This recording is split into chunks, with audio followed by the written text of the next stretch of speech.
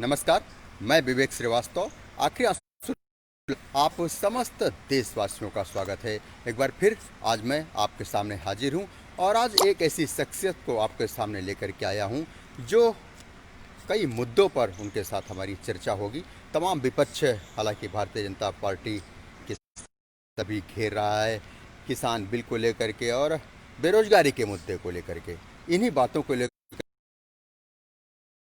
के आए हैं भारतीय जनता पार्टी किसान मोर्चा के निवर्तमान क्षेत्रीय अध्यक्ष कानपुर मंडल आदरणीय संतोष सिंह राजू जी को, जो हमको किसान बिल के बारे में विस्तार से चर्चा करेंगे और बेरोजगारी के मुद्दे पर भी विस्तार से चर्चा होगी। इन दो मुद्दों को लेकर के आज हम अपने इस कार्यक्रम में आखिर आंसू लाइव शो में संतोष सिंह राजू को लेकर के आए हैं, लेकिन तमाम लोग सीधे जुड़ते चले जा रहे हैं। आप सबकी बात को भी हम रखेंगे। अंकित मिश्रा जी जुड़ चुके हैं, स्वागत है अंकित जी आपका आखिर आंसू लाइव शो में। हम अपनी बात को आगे बढ़ाएं उसके पहले संतोष सिंह राजू जी का सबसे पहले परिचय हो जाए। सर, स्वागत है आपका।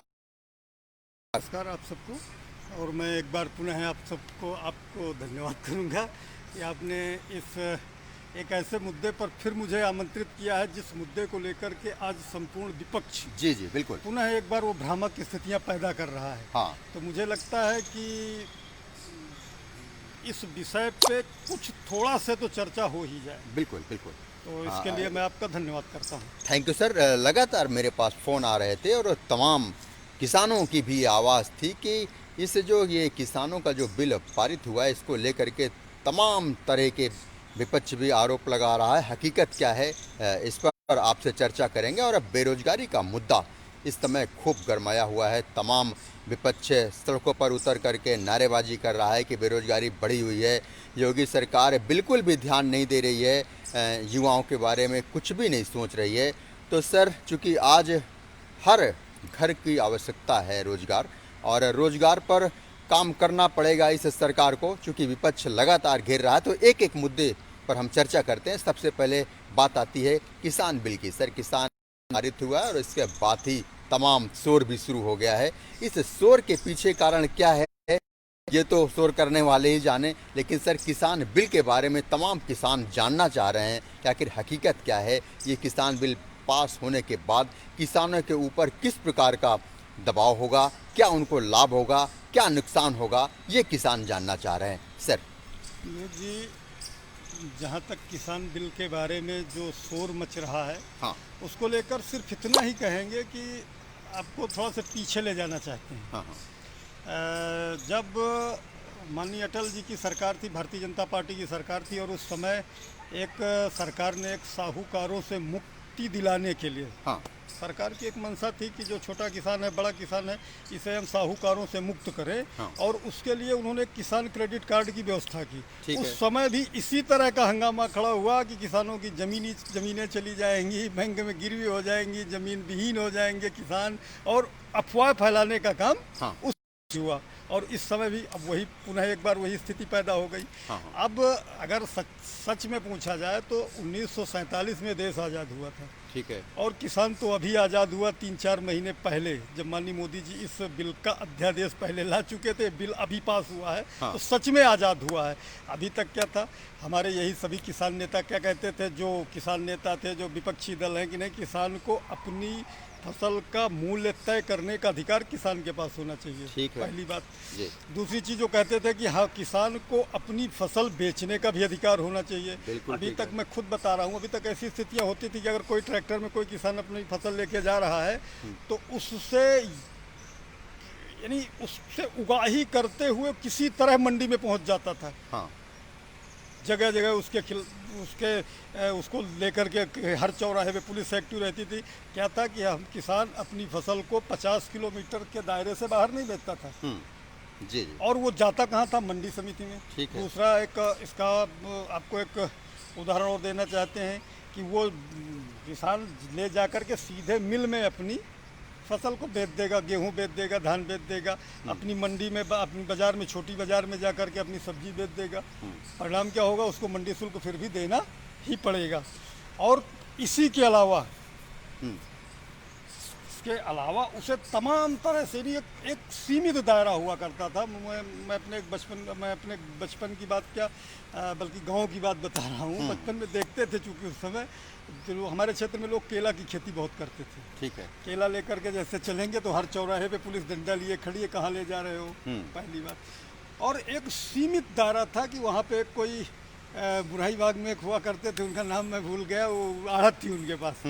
तो बस वहाँ ले गए और जो उनकी मर्जी पड़ी वही वो बोली लगवा के बिक गया। जी जी। जो उनकी मर्जी पड़ी, आप अपनी मर्जी से। किसान रोता था कि हमारी ये केला की फसल तो उस समय तौल से नहीं बिकती थी, हाँ, पीस से बिकती थी। ठीक है। 100 रुपए का जो केला बिकना चाहिए वो 70-80 रुपए में बिक रहा है। अब हम कम से कम इतने स्वतंत्र हो गए, किसान वर्ग इतना स्वतंत्र हो गया कि अपनी फसल को ले जा करके उसकी इच्छा है कि नहीं हम प्रयागराज में बेचेंगे, ठीक है, हम हरियाणा में बेचेंगे, कहीं भी बेचेंगे, आज़ाद हुआ। और मेरा जो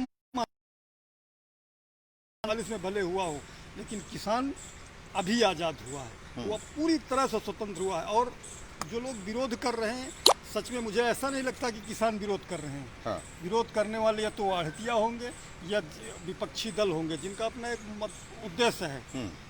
उनका एक लक्ष्य है कि मोदी जी का विरोध करना है, उनके द्वारा बनाए गए अच्छे कानून का, अच्छे नियम का, उन अच्छी व्यवस्था का विरोध ही करना है। वही लोग विरोध कर रहे हैं। लेकिन सर, मैं आपको यहाँ पर रोकूंगा। तमाम नए लोग जुड़ चुके हैं, जो से मैं बता दूं कि हमारे बीच मेहमान के रूप में आज भारतीय जनता पार्टी के अध्यक्ष किसान मोर्चा के कानपुर मंडल बुंदेलखंड के आदरणीय संतोष सिंह राजू जी जुड़े हुए हैं, जो किसान बिल पर सीधे चर्चा हो रही है उनके साथ। सर, किसान पहले भी परेशान रहा है। किसानों को हम अन्नदाता कहते हैं, किसानों को हम कहते हैं कि किसान ना हो तो हम भूखों मर जाएं। सारी बात सही है, लेकिन इनकी जब फसलें, जैसा कि अभी आप कह रहे हो कि मंडी में ले जा करके ये बेचते थे, ठीक बात, लेकिन बिचौलिए हावी हुआ करते थे पहले भी। अब क्या स्थिति बदलेगी मुझे नहीं पता, लेकिन बिचौलिए के शिकार अक्सर लगातार किसान होता चला आ रहा है और ठगा जाता रहा है। बिचौलिए मंडी में हावी होते थे, औने पौने दाम पे बेचारे किसान अपनी जो है अन्न बोरियां बेच करके और चले जाते थे। बार बार सरकारों पर भी आरोप लगता रहा है, विपक्षी दल भी आरोप, सरकार है, किसानों का कुछ भला नहीं हो सकता। अब इस किसान बिल के पारित होने के बाद क्या उन बिचौलियों पर भी नकेल कस पाएगी सर? बिचौलियों पे नकेल कसेगी कि नहीं कसेगी, इसको लेकर के तो अभी मैं स्पष्ट नहीं कर सकता। ठीक बात। क्योंकि इस देश की जो व्यवस्था है, हाँ, जो 70 वर्षों में हमें व्यवस्था विरासत में मिली है, हाँ, इस देश हमें, मतलब इस देश की जनता को जी, तो वहाँ कहीं ना कहीं हर जगह बिचौलिए हावी हैं। ठीक है। लेकिन इतना जरूर है कि बिचौलियों में भी किसान आज़ाद है, क्योंकि उसे ये लग रहा है कि हम अपनी फसल फतेहपुर की जगह कानपुर में बेचेंगे, यूपी की जगह एमपी में बेचेंगे, एमपी की जगह बिहार में बेचेंगे, बिहार की जगह राजस्थान में बेचेंगे। इसका मतलब है अब किसानों के लिए हमें लगता है जो एक कंपटीशन का दौर खुला, इन बिचौलियों में जो कंपटीशन होगा। भाई एक मंडी में 4 बिचौलिए रहते थे, ठीक है, तो उन 4 लोगों के अब हमारे पास ऑप्शन हो गए कि हम सामने 100 बिचौलिए हैं। हाँ। अब उनमें जो अब उनमें आपस में जो कंपटीशन होगा, उस कंपटीशन का लाभ कहीं ना कहीं किसानों को मिलेगा। और फिर एक बार कहते हैं, इस समय जिस तरह से विपक्ष ने भ्रामक प्रचार करना शुरू कर दिया है, मुझे लगता है, मैं तो यही कहता हूं कि जिस दिन हम लोग, अभी चूंकि सध्या देश के बारे में, इस कानून के बारे में ज़्यादा जानकारी नहीं, जानकारी नहीं है, बिल्कुल, हमें ऐसा लगता है कि जिस दिन भारतीय जनता पार्टी के कार्यकर्ता गांव गली घर घर जाकर के इस बिल के बारे में चर्चा करेंगे, उस दिन शायद चाहे वो कांग्रेस हो या सपा हो, बसपा हो या अन्य विपक्षी जो भी इसका विरोध कर रहा है, हाँ, उन्हें किसान ही जवाब देंगे। भारतीय जनता पार्टी को जवाब देने की जरूरत नहीं, किसान जवाब। बिल्कुल, बड़ी बात, किसान खुद जवाब देगा। अच्छी बात है सर, लेकिन एक चीज़ अभी भी क्लियर नहीं हुई है सर। आप कह रहे हैं कि किसान स्वतंत्र हो गया है, इस बिल के पास होने के बाद किसान पूर्णतया स्वतंत्र हो गया है, लेकिन स्थिति साफ अभी भी नहीं है, क्योंकि बहुत से लोग अभी इस बिल के बारे में, इसके लाभ के बारे में जानते ही नहीं है। आपका कहना है कि भारतीय जनता पार्टी गांव-गांव जाकर के इस बिल के बारे में किसानों को जागरूक करेगी। अच्छी बात है, मैं आपकी सारी बातों से सहमत हूं। हो सकता है इस बिल के पास होने के बाद किसानों को लाभ मिले, अच्छी बात है, सारा कुछ ठीक है। लेकिन विपक्ष आज इस बिल को मुद्दा बना रहा है और लगातार ये कह रहा है कि अब किसानों की कमर और टूट इस बिल के पास होने के बाद। लेकिन चूंकि जैसा तो सिंह राजू जी कह रहे हैं कि बिल के बारे में जानकारी ना होकर के केवल पोपोगंडा हो रहा है, और जो पोपोगंडा कर रहे हैं उनको भी बिल की हकीकत नहीं पता है। लेकिन सर, एक चीज मैं आपसे भी कहना चाहूंगा कि जैसा कि अभी बिचौलिए की, अगर किसानों को आपकी पार्टी ने, आपकी सरकार ने किसानों को स्वतंत्र किया है, तो इन बिचौलियों को भी उल्टे पांव घर का रास्ता दिखा दीजिए, जिससे इनकी भी हिम्मत ना हो सके किसानों को, कि वो परेशान कर सकें, किसानों को बरगला सके, और किसान जहां का तहां फिर ठगा सा महसूस कर पाए। सर, ये मुझे ऐसा लगता है कि ऐसा असंभव है कि हम बिचौलियों को रास्ता नहीं दिखा सकते। वो बिचौलिए नहीं, वो व्यापारी। अब व्यापारी आएंगे। अच्छा, अभी तक बिचौलिए थे, अब ये व्यापारी आएंगे। ठीक बात। अब दूसरी चीज, अभी एक छोटा सा मुद्दा और बताना चाहते हैं। लॉकडाउन की जब स्थिति इस देश के अंदर चल रही थी, तो किसानों की बहुत ऐसे किसान थे जिनकी सब्जी बाजार तक नहीं पहुंच पाई। अच्छा, उसका एक जो उसके असली बिंदु हैं, जो बाजार तक किन्हीं खेतों से निकल नहीं पाई, हाँ। उसका जो सबसे बड़ा बिंदु था, हाँ, शायद उसकी तह तक नहीं गया। हमारे अपने खुद के एक रिश्तेदार थे, एक दिन उन्होंने फ़ोन किया कि अरे बच्चा, इसमें भिंडी की जितनी तुड़ाई नहीं है उतनी बिक नहीं रही। जी जी। तो हमने कहा क्या करेंगे, जोत देंगे।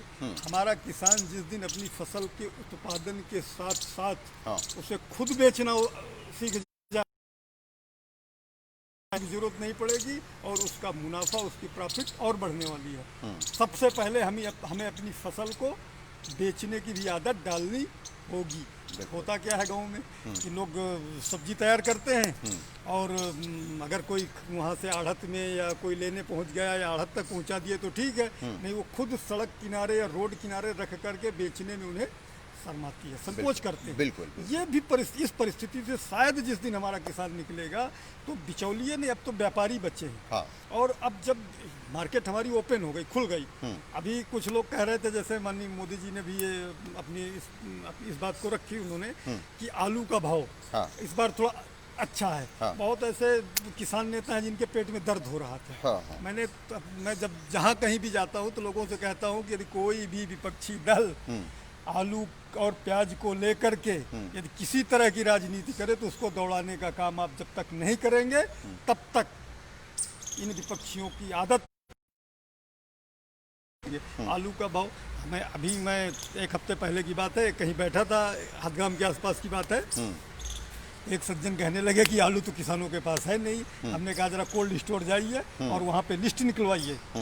मैं गारंटी लेता हूं कि आज की तारीख में जो कोल्ड स्टोर में आलू है, उसमें कम से कम 70% किसानों का आलू है, और 70% के बाद जो 30% बचा है, तो जब व्यापारी अधिक खरीदेगा तभी तो महंगा बिकेगा।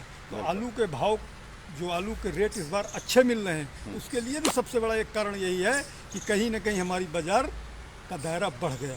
बिल्कुल। अन्य प्रांतों से यहाँ पे व्यापारी आने लगे, और मुझे लगता है इसका बहुत बड़ा आने वाले समय में लाभ मिलने वाला है। और विपक्ष, जैसे आपको किसान क्रेडिट कार्ड में हंगामा किया, क्या हुआ, भूमि अधिग्रहण बिल जब आया तो उन्होंने कहा कि नहीं, इससे तो किसानों की जमीन है। मैं पूछता हूँ, मैं चैलेंज करता हूँ कि यदि जनता पार्टी के शासन में कहीं पे भी एक घटना है, सिर्फ एक घटना है मंदसौर की, जहाँ पे इसे, यद्यपि ये इन विपक्षियों की साजिश में किसान फंस गया, वहाँ का किसान, और ये कांग्रेस की साजिश थी भारतीय जनता पार्टी को बदनाम करने के लिए। वहाँ उन्होंने जो षड्यंत्र रचा, उसको छोड़ करके कौन सी ऐसी घटना है जहाँ पर किसानों पर भारतीय जनता पार्टी की सरकारों ने गोली चलवाई हो, लाठी चलवाई हो।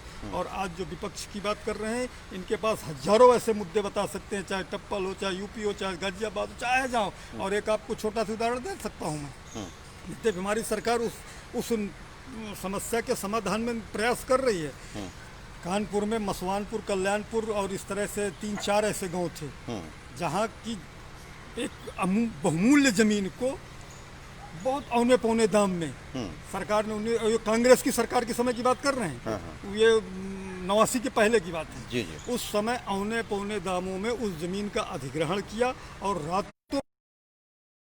सब गिरा करके वहाँ कब्जा कर लिया, और किसानों को मुआवजे के नाम पे आज तक फूटी कौड़ी भी नहीं दी। और जबकि सरकार ने वो जमीन भारी भरकम पर रकम वसूलते हुए बेच दी। चलिए तो ये किस मुंह से सर, बिल्कुल तमाम लोग हमारे साथ जुड़े हुए हैं, जरा सा उनका परिचय कर देते हैं, इसके बाद बात को आगे बढ़ा देते हैं। हमारे बीच हर्ष Srivastava ji, advocate, high court Allahabad, जुड़ चुके हैं। स्वागत है सर आपका। हमारे बीच राम नारायण आचार्य जी जुड़े हुए हैं। स्वागत है आचार्य जी। हमारे बीच रोटी घर की संचालिका स्मिता सिंह जुड़ी हुई हैं। स्वागत है मैडम। हमारे बीच सुशील त्रिवेदी जी जुड़े हुए हैं, आपका भी स्वागत है। रीता सिंह तोमर जी जुड़े हुए हैं, करणी सेना से हैं आप, स्वागत है मैडम। जी जुड़ चुके हैं, आपका भी स्वागत है। सुशील त्रिवेदी लिख रहे हैं, भैया आप बहुत ही अच्छा मुद्दा लेकर आए हैं। Thank you Sushil ji. हेमंत श्रीवास्तव जुड़े हुए हैं, आपका भी स्वागत है। स्वामी शरण पाल प्रधान जी जुड़े हुए हैं, लिख रहे हैं नमस्कार भाई साहब। भैया नमस्कार, कैसे हैं। अजय प्रताप सिंह गौतम जुड़े हुए हैं, स्वागत है अजय जी आपका आखिर 16 में। स्वामी शरण पाल लिख रहे हैं, जिनके पास आलू का भंडारण है वो व्यापारी हैं, छोटे किसानों के पास बीज की समस्या है, इस बारे में क्या कहेंगे सर। चूँकि फिर एक बार वही मुद्दा आ गया, समस्याएं तो हैं। हाँ। इस बात से हम असहमत हैं। हाँ, ये सही है कि अब इस समय मुझे ऐसा लगता नहीं है कि सरकार कोई तत्काल, क्योंकि ये आलू की फसल जो है इसके लिए बीज की है तत्काल व्यवस्था 10, 15, 20 दिन, 25 दिन, मैक्सिमम 25 दिन का समय है आलू का। हाँ। लास्ट अक्टूबर तक लोग जो भी आलू करेंगे, आलू की खेती बीज की, तो जो भी सरकारी स्तर पर जो व्यवस्था है, जो उनके पास भंडारण की व्यवस्था है, वो आलू तो सरकार हर वर्ष जो देती है वो आएगा, बीज मिलेगा। और बाकी जो छोटे किसान बच रहे हैं उनके बारे में तो मुझे ऐसा लगता है कि उन्हें खुद स्वतः ही व्यवस्था करनी पड़ेगी, और जो सरकारी स्तर से हो रहा है हाँ। वो भी मिलेगा उन्हें। कहीं ना कहीं सरकार व्यवस्था आलू के बीज की करती रहती है और करेगी, और ईमानदारी के साथ। तो छोटे किसानों को ही मिलेगा, बड़े किसान नहीं ले जा सकते, क्योंकि बड़े किसानों के पास बीज की वो हो सकता है कि थोड़ा बड़ा उन्हें इस स्थिति में दे दिया जाता है कि वो आगे की फसल तैयार करने के लिए अपना नया बीज तैयार कर लें। चलिए साहब, हमारे बीच नीरज त्रिपाठी जी जुड़ चुके हैं, स्वागत है नीरज जी। हमारे बीच प्रशांत कुमार श्रीवास्तव एडवोकेट जुड़ चुके हैं, स्वागत है प्रशांत जी। हमारे बीच ब्रजेंद्र यादव जी जुड़ चुके हैं समाजवादी पार्टी से, स्वागत है ब्रजेंद्र जी आपका। तमाम लोग सीधे हमारे बीच जुड़े हुए हैं। अभी हम चर्चा कर रहे थे किसान बिल पर, जो किसान बिल पारित किया है भारतीय जनता पार्टी के द्वारा, और तमाम उस पर जो है विपक्ष सीधे निशाने पर लिए था इस बिल पर, जिस पर सीधे संतोष सिंह जी चर्चा कर रहे थे। दूसरा मुद्दा एक और इस समय खूब छाया हुआ, बेरोजगारी मुद्दा बनाए हुए और सरकार को घेर रहा है। संतोष सिंह राजू जी हमारे साथ हैं। सर, योगी सरकार को और केंद्र सरकार को, दोनों को विपक्ष घेर रहा है कि बेरोजगारी चरम पर है, आपकी सरकार इस पर कतई ध्यान नहीं दे रही, जबकि हर घर की आवश्यकता है रोजगार। रोजगार पर आपकी सरकार क्या कर रही है सर। विवेक जी, ये विषय आपने ठीक रखा, रोजगार। नौकरी की बात नहीं, रोजगार की बात है। हाँ। और ऐसा लगता है कि लगभग 6-7 महीने से कोरोना संकट में हाँ। रोजगार की समस्या कुछ थोड़ा से ज़्यादा दिख रही है। हाँ। तो वैसे भी पूरी दुनिया इस समय अपने प्राणों की रक्षा में लगी हुई है, तो रोजगार का मुद्दा है। और इस समय अगर इस मुद्दे को लेकर के विपक्ष आक्रामक है तो इस पर भी मुझे कोई आश्चर्य नहीं है, क्योंकि उनका काम ही है आक्रामक, यानी उस मुद्दे को उठाना जिस मुद्दे से कोई लेना देना नहीं। दूसरी चीज़, बेरोजगारी को लेकर के जो सरकार की पहल है, चाहे वो मुद्रा लोन के माध्यम से हो, चाहे छोटे छोटे उद्योग धंधों के माध्यम से हो, चाहे वो किसानों के लिए वो पशुपालन हो, भेड़ पालन हो, बकरी पालन हो, या मधुमक्खी पालन हो, या अन्य तरीके से वो बेरोजगारी दूर करने का प्रयास कर रही है। अब रही बात नौकरी की बात, तो सरकार के स्तर पे मुझे ऐसा लगता है कि लगभग 80,000 के लगभग नवयुवक तो हमारे पुलिस में गए होंगे इस सरकार में, हमारी इस सरकार में 3 साल के कार्यकाल में। हाँ, ये जरूर है कि दूसरा सत्र जो लगभग 38 से 40 हज़ार के करीब ऐसे जो बच्चे हैं, वो पूरी तरह से ट्रेनिंग के लिए तैयार बैठे हैं, कोरोना की वजह से वो नहीं जा पाए। हाँ। तो एक छोटा सा उदाहरण है कि अकेले पुलिस विभाग में लगभग 80,000 भर्तियाँ हुई हैं। तो इनकी बेरोजगारी की ये बात केवल प्रोपोगंडा के अलावा कुछ भी नहीं है। हाँ, जो अब पूरी, चूँकि माननीय मुख्यमंत्री जी ने अभी खुद कहा है कि नहीं, हम बेरोजगारी को दूर करने के लिए कम से कम जो सरकारी स्तर पे वैकेंसी है उनको भरने का काम भी करेंगे, जो चल रहा है। हाँ, बाकी इन्हें प्रोपोगंडा करना है, इन्हें चिल्लाना है तो इनको कोई रोक भी नहीं सकता है। हाँ, बाकी मैं एक बार आपको शायद याद हो, पहले भी कहता था जब राफेल का मुद्दा आया था कि प्रोपोगंडा मचा था, तो मैं जाकर के गांव में कहता था कि आपसे भी शायद इस विषय में बात हुई थी कि गांव में एक जगह में बैठा हुआ था, वहाँ लोगों ने चर्चा किया, सारी सब बातें उन्होंने स्वीकार नहीं की विपक्षियों की कि इस राफेल के मुद्दे पे कि इस पे माननीय मोदी जी ने किसी तरह के कोई भ्रष्टाचार की गुंजाइश की है, छोड़ी है।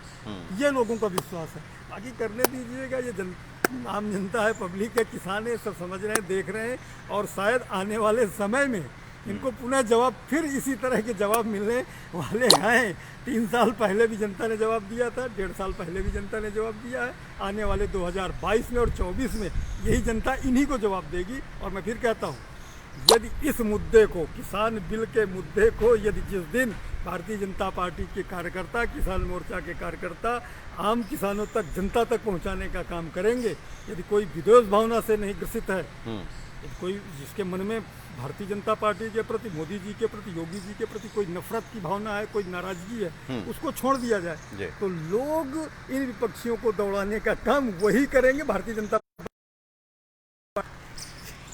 हमारे बीच संदीप परासर जी जुड़ चुके हैं। आप लिख रहे हैं, रोजगार के नाम पर पूरी तरह से असफल है, भर्ती के नाम पर कुछ निकलता नहीं है, निकलता है तो भर्ती पूरी नहीं होती, आधार में लटकी रहती है। क्या कहेंगे संतोष जी? सर नहीं संदीप जी, शायद ये कहना आपका, हमें लग रहा है कि इसका तो खुद के उदाहरण आप में संदीप जी से शायद मैं खुद भी परिचित हूँ, ये मैंने जानता भी हूँ। अच्छा। तो ऐसा नहीं है कि सरकार में वैकेंसी नहीं निकल रही है, और अभी आपको जैसा मैं बता रहा था कि अकेले पुलिस विभाग में ही 80,000 भर्तियाँ हुई हैं। हाँ, रोजगार को लेकर के थोड़ा सा इस कोरोना संकट काल में थोड़ी सी समस्या हुई है, वो कई चरणों में हुई है। जी। और इतना बड़ा प्रदेश है, इतनी बड़ी जनसंख्या है, और इस जनसंख्या का जो असंतुलन, जो बड़ी जनसंख्या है, इस जनसंख्या को रोजगार देना और व्यवस्थित करना, नौकरियां देना थोड़ा से कहीं ना कहीं थोड़ा से कठिन है। लेकिन भारतीय जनता पार्टी की सरकार के लिए, माननीय मोदी जी के लिए कोई कठिन नहीं है। वो पूरी ईमानदारी से काम करते हैं, उनका काम हो रहा है। जनता कुछ हो सकता है, मैं फिर कह रहा हूँ कि कुछ लोग जिन्हें माननीय मोदी जी से व्यक्तिगत दिक्कत है, माननीय योगी जी से व्यक्तिगत दिक्कत है, माननीय योगी जी से भारतीय जनता पार्टी से व्यक्तिगत दिक्कत है, वही कुछ भी प्रोपोगंडा कर सकते, वही कुछ भी विरोध कर सकते हैं। इसके लिए मैं कुछ कह भी नहीं सकता। इसके लिए तो कहने के लिए इस देश की, इस प्रदेश की, देश की, आपके गांव घर की, हम सब की बीच की जनता है, वही समय आने पर जवाब देगी, और मैं कोई सफाई भी नहीं देना चाहता। Thank you sir. तो ये थे हमारे बीच संतोष सिंह राजू जी। तमाम लोग सीधे जुड़े, महेश सूर्या जी जुड़े हुए हैं, नवनीत श्रीवास्तव जी जुड़ चुके हैं, अंकित तिवारी जी जुड़े हुए हैं। आप सबका दिल से आभार। और जाते जाते चूँकि घड़ी की सुइयाँ बड़ी तेज़ी से आगे बढ़ गई, तो मैं संतोष सिंह जी से चाहूँगा कि सर फतेहपुर वासियों के लिए कोई खास संदेश अगर आप देना चाहें तो। फतेहपुर वासियों के लिए सिर्फ एक खास संदेश यही है कि इस कोरोना संकट काल में अपने आप को सुरक्षित रखते हुए और इन विपक्षियों के द्वारा फैलाए जा रहे भ्रम को, माया जाल को तोड़ते हुए आप माननीय मोदी जी के प्रति, माननीय योगी जी के प्रति पूरी तरह से विश्वास रखें कि इनके द्वारा कोई भी ऐसा काम नहीं होगा सरकार के द्वारा, इनकी यानी ऐसा नहीं होगा कि जिससे किसी भी व्यक्ति का कोई अहित हो जाए। इस बात का विश्वास मन में बनाए रखिए। इसी के साथ जय हिंद, जय भारत, जय Shri Ram. Thank you sir. तो ये थे हमारे बीच संतोष सिंह राजू जी। एक बार फिर एक नए मुद्दे के साथ आपके बीच हाजिर होऊंगा।